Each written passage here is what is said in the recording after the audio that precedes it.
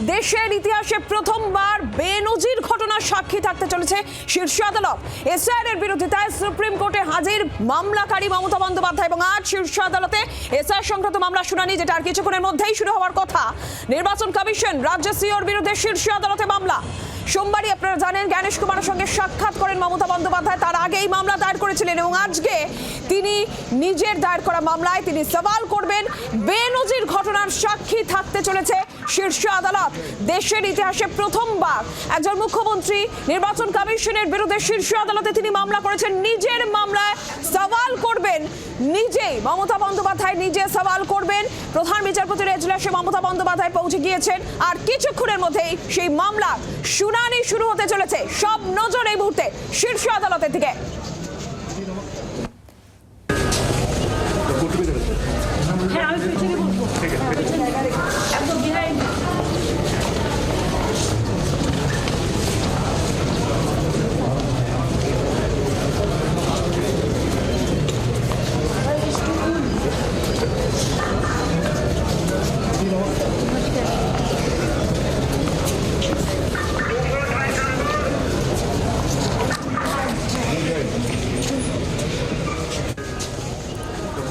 SIR নিয়ে প্রথম থেকেই সুর চড়িয়েছে তৃণমূল কংগ্রেস। তৃণমূল সুপ্রিমো বারবার এই বিষয় নিয়ে সরব হয়েছেন। নির্বাচন কমিশনকে একাধিকবার তিনি চিঠি লিখেছেন, কড়া বার্তা তিনি দিয়েছেন, ছবার চিঠি পাঠিয়েছেন এবং আমরা দেখেছি যে জ্ঞানেশ কুমারের সঙ্গে সাক্ষাৎ এবং তার আগে এই মামলা নির্বাচন কমিশনের বিরুদ্ধে রাজ্য সিইওর বিরুদ্ধে মামলা শীর্ষ আদালতে করেছেন মমতা বন্দ্যোপাধ্যায় এবং আজকে সেই মামলার শুনানি, যেখানে মামলাকারী মমতা বন্দ্যোপাধ্যায় তিনি নিজের মামলার সওয়াল করবেন। একদম দেশের ইতিহাসে প্রথমবার এই ঘটনা ঘটতে চলেছে। শুনানি আর কিছুক্ষণের মধ্যেই শুরু হতে চলেছে। সেদিকে যেরকম নজর রয়েছে, শীর্ষ আদালতের দিকে নজর রয়েছে। গতকাল মুখ্যমন্ত্রী কি বলেছিলেন শোনাবো।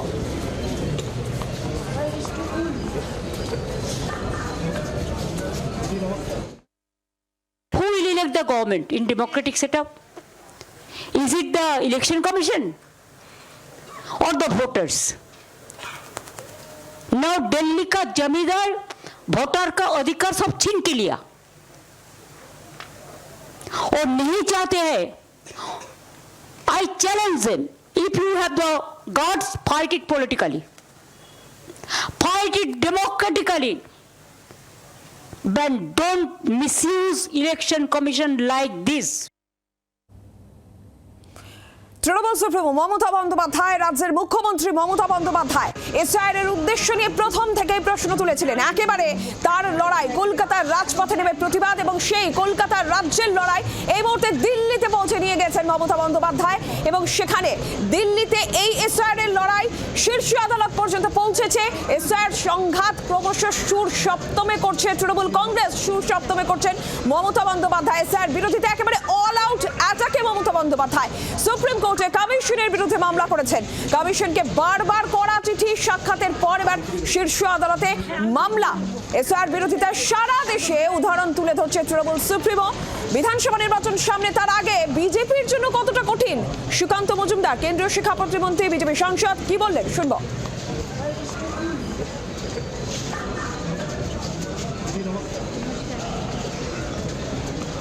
নতুন কিছু নয়, এর আগে আমার জেলাতে উনি কোর্ট পড়ে উকালতি করার চেষ্টা করেছিলেন।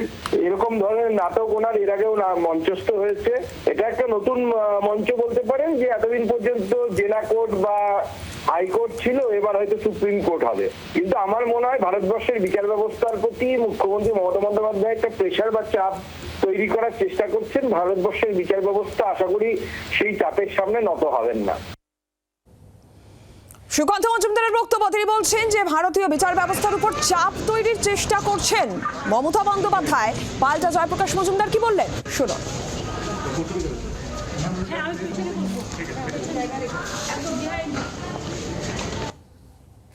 মুখ্যমন্ত্রী এর মধ্যে নির্বাচন কমিশনকে প্রায় 4টে কি 5টা চিঠি দিয়েছেন, তিনি তার উত্তর দিচ্ছেন না। উত্তর দিচ্ছে কে? তার হয়ে উত্তর দিচ্ছে বিজেপির বিভিন্ন নেতা। একদিকে বিজেপি আর একদিকে ইলেকশন কমিশন মিলেমিশে গেছে। যে প্রস্তুতিহীন এসআইআর চলছে, মানুষের হেনস্থা হচ্ছে, মানুষ মারা যাচ্ছে, সেটাও তো সত্য। সেই পরিপ্রেক্ষিতে মানুষের অধিকার রক্ষার জন্য লড়াই করছেন মমতা বন্দ্যোপাধ্যায়। তাতে বিজেপির গাত্রদাহ হলে আমাদের কিছু করার নেই। বারবার নির্বাচন কমিশনের বিরুদ্ধে এসআইআর এর প্রক্রিয়ার উদ্দেশ্য নিয়ে বারবার প্রশ্ন তুলেছিলেন মমতা বন্দ্যোপাধ্যায়। নির্বাচন কমিশনের বিরুদ্ধে তোপ দেখেছেন মমতা বন্দ্যোপাধ্যায়। অগণতান্ত্রিক, অপরিকল্পিতভাবে এসআইআর হচ্ছে, এসআইআর চাপিয়ে দেওয়া হচ্ছে, একজনও বৈধ ভোটারের নাম বাদ দেওয়া যাবে না, এবং বারবার করে আশ্বস্ত করেছিলেন মমতা বন্দ্যোপাধ্যায় যে প্রয়োজন হলে তিনি নিজে সওয়াল করবেন, তিনি লড়াই করবেন।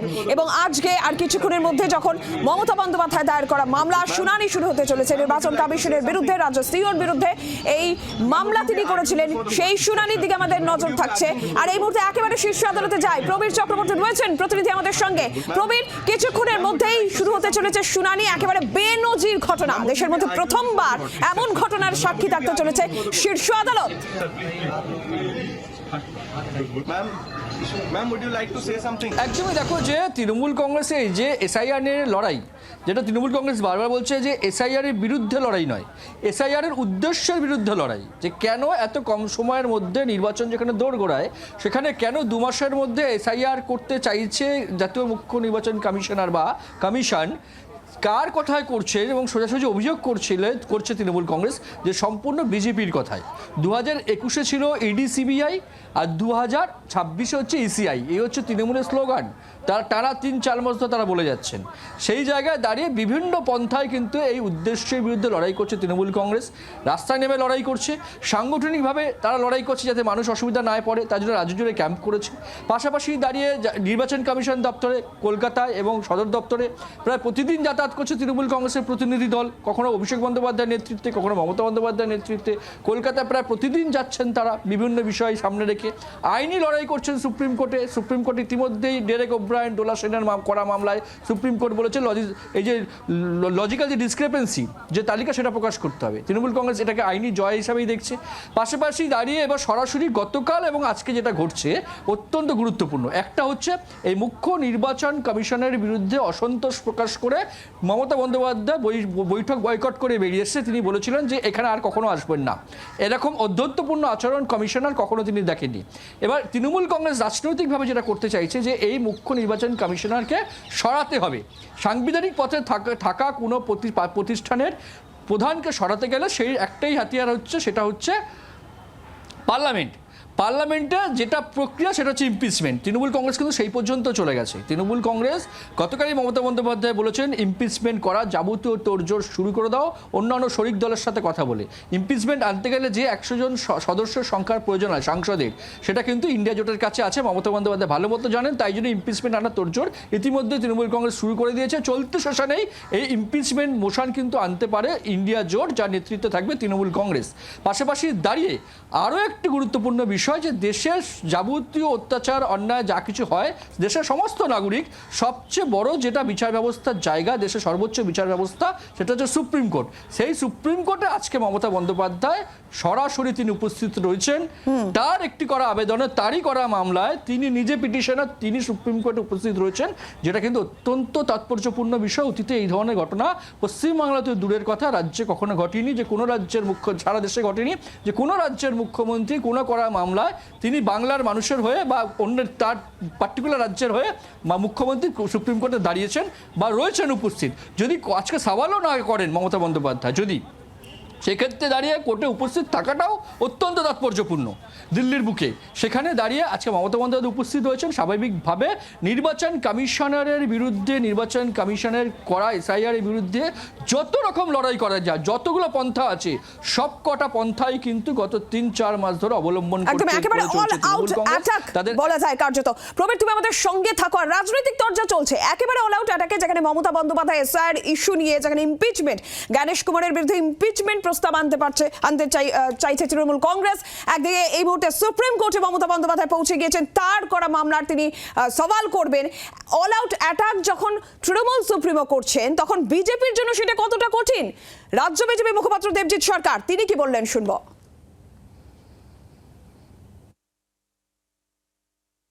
খুব হ্যাপি নয়, পশ্চিমবঙ্গের মানুষ এসব নিয়ে আগ্রহী নয়। এইসব নাটক অনেকবার দেখে, এই প্রথমবারে একটা মাত্র এমপি সিট পাওয়া যখন তিনি অগ্নিকন্যা ছিলেন, সেই সময় থেকে আমরা এইসব নাটক দেখছি।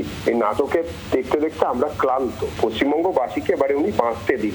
আর দ্বিতীয়ত, সুপ্রিম কোর্টের বিকল্প ব্যবস্থা হিসেবে উনি গিয়ে দাঁড়াচ্ছেন, এ তো ভালো খবর। ছবি আঁকিয়ে, কবিতা লিখিয়ে, গান লিখিয়ে, ডিলিট, এবারে আমরা একজনকে পাবো যিনি কিনা সুপ্রিম কোর্টে সওয়ালও করতে পারেন। ওনাকে সুপ্রিম কোর্টে স্বাগত। প্রবীর, এই জায়গা থেকে আরো একটা বিষয়, যে সময় এসআইআর এর উদ্দেশ্য নিয়ে মমতা বন্দ্যোপাধ্যায় প্রথম থেকে প্রশ্ন তুলছেন, সেই বিরোধিতা আমরা দেখেছি, একদম সেই বিরোধিতার জায়গা বা শীর্ষ আদালত পর্যন্ত পৌঁছে গিয়েছে। কিন্তু যে সময় এই বিষয়গুলো ঘটছে, ইমপিচমেন্ট প্রস্তাব আনা কিংবা একেবারে সুপ্রিম কোর্টে মমতা বন্দ্যোপাধ্যায়ের উপস্থিতি, তার মামলা, তার সওয়াল, সেটা অত্যন্ত তাৎপর্যপূর্ণ যখন সামনের রাজ্যে রয়েছে বিধানসভা নির্বাচন।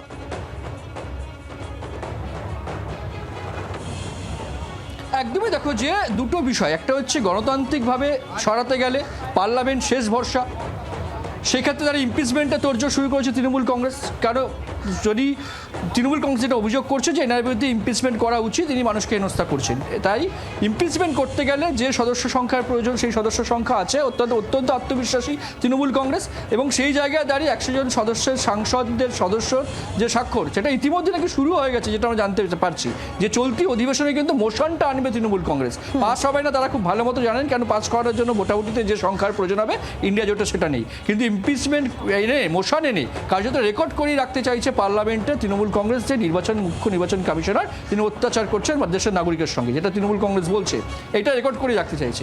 আরেকটা বিচার পাওয়ার সবচেয়ে বড় জায়গা হচ্ছে বিচার ব্যবস্থা।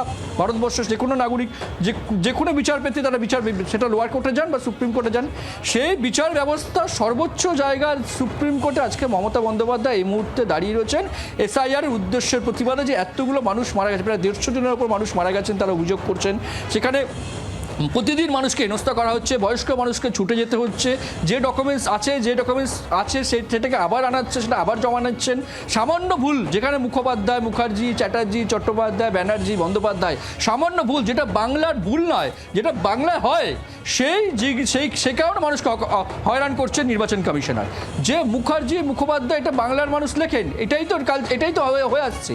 পাশাপাশি দাঁড়িয়ে যে সমস্ত মহিলাদের বা মেয়েদের বিয়ে হয়ে তারা শ্বশুরবাড়ি চলে যাচ্ছেন, তাদের ঠিকানা চেঞ্জ হচ্ছে, কোথাও তাদের টাইটেল চেঞ্জ হচ্ছে, সেখানে তাদেরকে হেনস্থা করা হচ্ছে। এই যে বহু রূপে হেনস্থা করা হচ্ছে এসআইআর এর নামে, এর প্রতিবাদ করছে যেখানে তৃণমূল কংগ্রেস রাজনৈতিকভাবে পার্লামেন্টের ভেতরে এবং আইনি লড়াইয়ের ক্ষেত্রে সর্বোচ্চ জায়গায় মমতা বন্দ্যোপাধ্যায় আজকে দাঁড়িয়ে আছেন, যেটা অত্যন্ত নজিরবিহীন ঘটনা। যে এর আগে কখনো কোনো মুখ্যমন্ত্রীকে এইভাবে দেখা যায়নি যে এই কোনো ইস্যুতেই তিনি সুপ্রিম কোর্টে আবেদন করেছেন এবং নিজে সেখানে উপস্থিত রয়েছেন। আর তাৎপর্যপূর্ণ তো অবশ্যই 2026 বিধানসভা নির্বাচনের আগে। নীলাঞ্জন, একদমই শীর্ষ আদালতের দিকে নজর রয়েছে এই মুহূর্তে। মুখ্যমন্ত্রীর মামলার নম্বর 37 এবং এসআর বিরোধিতায় সুপ্রিম কোর্টে মামলাকারী মমতা বন্দ্যোপাধ্যায়, তিনি সওয়াল করবেন, নিজের মামলায় সওয়াল করবেন। রাজনৈতিক চর্চার মধ্যে সিপিএম নেতা সুজন চক্রবর্তীর বক্তব্য আমরা পেয়েছি, শুনবো। উনি এতদিন করেননি কেন? 3 মাস, নভেম্বর, ডিসেম্বর, জানুয়ারি, উনি তো এক্সিকিউটিভ হেড। কেন সরকারের পক্ষ থেকে মামলাটা করলেন না, যেমন কেরালা করেছে, যেমন তামিলনাড়ু করেছে?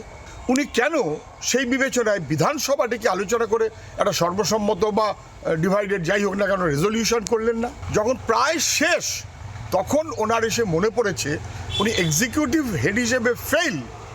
অতএব এখন একটা কালো পোশাক পরে এটাকে একটু লোক দেখানো কারবার। আমরা চাই শেষ যে ভোটার লিস্ট, সেই ভোটার লিস্টের পরিপ্রেক্ষিতে ভোট হোক।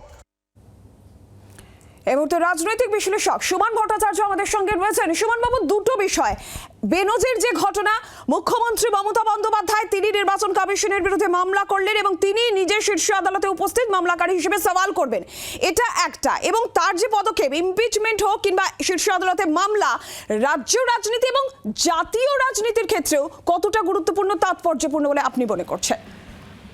দেখুন, স্বাধীন ভারতবর্ষে এখনো অবধি কোনো মুখ্যমন্ত্রী কোনোদিন সুপ্রিম কোর্টে হাজির হননি তার নিজের রাজ্যের বিষয়ে সওয়াল করতে। এর আগে ধরুন তামিলনাড়ু কর্ণাটকের মধ্যে কাবেরী জল বিবাদ নিয়ে দীর্ঘ বিতর্ক হয়েছে, বন্ধ হয়েছে, মানুষ মারা গিয়েছে, কিন্তু কোন মুখ্যমন্ত্রী, না তামিলনাড়ুর না কর্ণাটকের মুখ্যমন্ত্রী সুপ্রিম কোর্টে চলে যাননি তার নিজের রাজ্যের স্বার্থের কথা বলতে। ভারতবর্ষের রাজনৈতিক ইতিহাসে এই প্রথম কোন মুখ্যমন্ত্রী সুপ্রিম কোর্টে হাজির থাকছেন তার রাজ্যের মানুষের কথা বলতে। দুঃখের বিষয়, আমি আপনাদের চ্যানেলে দেখছিলাম সুশান্ত চক্রবর্তী ঘুরে বেড়াচ্ছিলেন বইমেলায়, আর মমতা বন্দ্যোপাধ্যায় ঘুরে বেড়াচ্ছেন সুপ্রিম কোর্টে। তো বাংলার মানুষ কাকে বিশ্বাস করবে আপনি এরপরে বলুন? বাংলার মানুষের যে ভোগান্তি, আপনি রাজনীতির যে কোনো স্পেকট্রামে থাকতে পারেন, কিন্তু আপনি যদি বাংলার মানুষ ভোগান্তি হচ্ছে, চন্দ্র বোস থেকে শুরু করে অমর্ত্য সেন সবাই নোটিশ পেয়েছেন, সেখানে যদি আপনি শুধুমাত্র ফেসবুকীয় বিপ্লব ছেড়ে যদি বা বইমেলার মাঠে বই হাতে তো করে মানে ছবি পোস্ট করা ছেড়ে যদি না আপনি সুপ্রিম কোর্টে বা রাস্তায় নেমে লড়াইটা করেন, তাহলে কি করবেন? আবারও বলছি, স্বাধীন ভারতবর্ষে কোনোদিন কোনো মুখ্যমন্ত্রী এই কাজটা করেননি। জওহরলাল নেহেরু যখন আইএনআর বন্দীদের নিয়ে মানে হচ্ছিল, তখন নিজে গাউন পরে আদালতে হাজির ছিলেন। জওহরলাল নেহেরু নিজে আইনজীবী ছিলেন। তাছাড়া আপনি স্বাধীন ভারতবর্ষে কোন রাজনীতিক যেটা করবার ঝুঁকি নেননি, সেটা তো মমতা ব্যানার্জি করলেন। মানে দেখুন, পলিটিক্যাল ডিভিডেন্ড মমতা ব্যানার্জি হয়তো পাবেন, কিন্তু তার চাইতে বড় মানে আমি দেখছিলাম যে এমন অনেক বামপন্থী আছেন যারা মানে হয়তো অভিনেতা বা যারা অমুক, তারা কিন্তু এই সময় মনে করছেন যে Mamata Bandyopadhyay took a right decision about West Bengal এবং সরাসরি কনফ্রন্টেশনের পথে গেছে। দেখুন, পলিটিক্স ইজ অল অ্যাবাউট সরাসরি কনফ্রন্টেশন। জোহরাম মামদানিকে আপনি প্রতিপক্ষ এই কারণে মনে করেন যে উনি ডোনাল্ড ট্রাম্পের পাশে দাঁড়িয়ে বলতে পারেন ডোনাল্ড ট্রাম্প ফ্যাসিবাদী, আর মমতা বন্দ্যোপাধ্যায় সামনে দাঁড়িয়ে বলতে পারেন উনি মিথ্যেবাদী, আমি ওনাকে ইমপিচ করতে চাই। এই সাহস তো পশ্চিমবাংলার অন্য কোনো রাজনৈতিক দলের নেতারা দেখালেন না। ধন্যবাদ সুমন বাবু, ধন্যবাদ। বেনজির এই ঘটনা, বেনজির এই দৃশ্যের সাক্ষী থাকতে চলেছে আজকে শীর্ষ আদালত, যেখানে একেবারে এসআইআর নিয়ে কমিশন এবং রাজ্যের যে সংঘাত, মমতা বন্দ্যোপাধ্যায় প্রথম থেকে যেখানে এসআইআর এর উদ্দেশ্য নিয়ে সুর চড়িয়েছেন, বারবার করে তিনি বলেছেন যে একজনও বৈধ ভোটারের নাম বাদ দেওয়া যাবে না, এবং এটাও তিনি ইঙ্গিত দিয়েছিলেন যদি প্রয়োজন পড়ে তাহলে তিনি নিজে লড়াই করবেন, তিনি নিজে সওয়াল করবেন। এবং আজকে তেমনি বেনজির দৃশ্যের সাক্ষী থাকতে চলেছে শীর্ষ আদালত।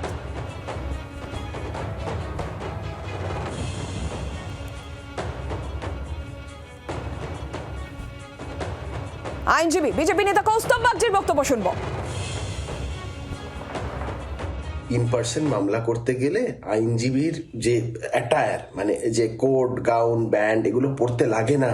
উকিল হিসাবে সওয়াল করছেন না, উকিল হিসাবে মমতা বন্দ্যোপাধ্যায় করা একটা এফিডেভিটের একটা মক্কেলকেও খুঁজে এনে দিক না। আচ্ছা, মমতা বন্দ্যোপাধ্যায় যদি ওকালতিতে এতটাই পাণ্ডিত্য তার থেকে থাকবে, তার আদরের নিজের আপন ভাইপো মামলাগুলো করানোর সময় অন্য উকিল খোঁজেন কেন? নিজের বাড়িতে এত বড় উকিল আছে, পিসি দিয়ে মামলা করান না কেন?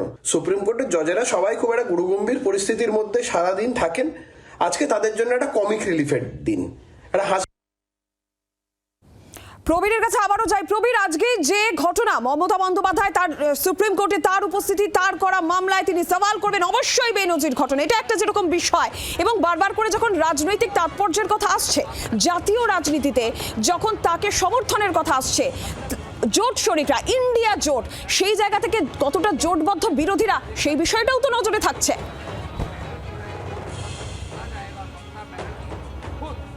দেখো, একদমই অন্তত একটা বিষয় বোঝা যাচ্ছে যে মমতা বন্দ্যোপাধ্যায় সামনে থেকে যে আন্দোলন করছেন, অন্যান্য বিরোধী দলের শক্তি, যারা রাজনৈতিক দল, যারা কংগ্রেস হোক বা আরজেডি হোক, এসপি হোক, যারাই আছেন এই জোটে, তারা সেই এতখানি মাঠে নেমে রাজনীতি করছেন না বা এতখানি মাঠে নেমে বিরোধিতা করছেন না, এটা ঠিক কথাই। কারণ আমরা এই যে এসআইআর যেটা শুরু হলো, সেই এসআইআর শুরু হলো কোথা থেকে? সেই এসআইআর শুরু হলো ইন্ডিয়া জোটেরই আরেকটা জায়গা, যেখানে লালু প্রসাদ যাদবের জায়গা, রাজ্য বিহার থেকে। সেই বিহারে দেখা গেল যে এসআইআর হওয়ার পর যে নির্বাচন হলো সেখানে কার্যত বিরোধী দল, যেখানে বিরোধী কংগ্রেস আরজেডি কার্যত ধুয়ে মুছে গেছে। তৃণমূল কংগ্রেস এখানেই বারবার বলছে যে এরা ধরতে পারেনি বিজেপি কি খেলা নির্বাচন কমিশনকে দিয়ে খেলছে, বিহার ধরতেই পারেনি, মহারাষ্ট্র ধরতেই পারেনি, দিল্লি ধরতেই পারেনি, কিন্তু তৃণমূল কংগ্রেস কিন্তু প্রথম থেকে ধরেছে। এবং শুধু এই গত 3 মাস নয়, তোমাকে যেটা আগেও বলছিলাম যে 2025-এ 27শে ফেব্রুয়ারি যে নেতাজি ইন্ডোরে বৈঠক হয়েছিল তোমার মনে থাকবে, সেদিন কিন্তু সর্বপ্রথম মমতা বন্দ্যোপাধ্যায় বলেছিলেন যে ভিন রাজ্যের ভোটার ঢুকিয়ে আসল ভোটারকে বাতিল করে দেওয়ার চেষ্টা চলছে বিজেপির কথা। নির্বাচন কমিশন সেই কাজ করছে, যেটা মহারাষ্ট্র করেছে, যেটা দিল্লিতে করেছে, যেটা বিহারে করতে চলেছে। এই ইঙ্গিত কিন্তু মমতা বন্দ্যোপাধ্যায় অনেক আগেই দিয়েছিলেন। তা সত্ত্বেও দেখা যাচ্ছে মমতা বন্দ্যোপাধ্যায় যে অ্যাক্টিভলি এর বিরোধিতা করছেন, অন্যান্য রাজনৈতিক দল করছে না। কিন্তু সংসদের ভেতরে যে ছবিটা দেখা যাবে সেখানে কিন্তু এক কাট্টা ইন্ডিয়া জোট, তার আভাস কিন্তু আমরা গতকালই পেয়েছি যে অন্যান্য শরিক দলের সাথে কথা বলে ইমপিচমেন্ট আনতে হবে। ইমপিচমেন্ট আনতে গেলে যে সদস্য সংখ্যার প্রয়োজন একক তৃণমূল কংগ্রেসের কাছে সেটা নেই।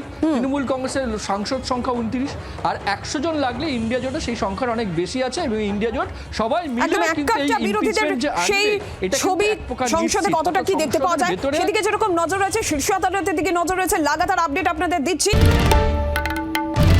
বাংলার আওয়াজ, বাঙালির আবেগ, জি 24 ঘন্টা।